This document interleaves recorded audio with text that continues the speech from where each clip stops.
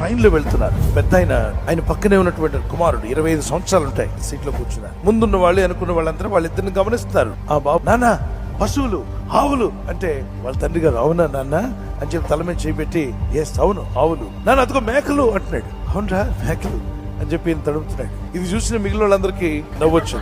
25 ఏళ్ళు ఉంటాయి, తాడు చెట్టు అంత పెరిగాడు. వీడేంటి చిన్నపిల్లలాగా అదిగో ఆవులు, ఇదిగో పశువులు, అదిగో మేకలు అంటాడేంటి, నన్ను అదిగో జామకాయలు అని చెప్పంటే తింటావా అని అడుగుతున్నాడు. ఇది చూసిన వాళ్ళందరికీ ఒకరి తర్వాత ఒకళ్ళు ఇలా అనుకుంటున్నారు, వీళ్ళు నాన్నకో పిచ్చి వీడికో పిచ్చి అన్నట్టు.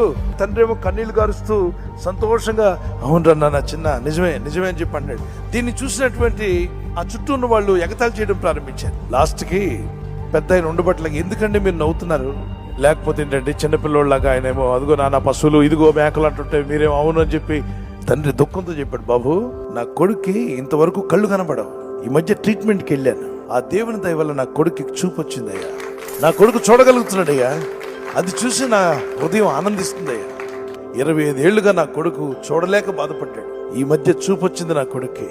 అప్పుడు మిగిలిన వాళ్ళందరూ కూడా నేల ఖర్చుకున్నారు, ఎంత పొరపాటు చేశాం, అరే ఎంతగా ఎగతాళి చేశాం. అందుకే తొందరపడి ఎవరిని జడ్జిమెంట్ చేయకండి, త్వరపడి వారి మీద ఏదో నిందలు మోపకండి. వాళ్ళ కష్టం ఏంటో మీకు తెలియదు. Until you put your feet in their shoes, you will not understand this.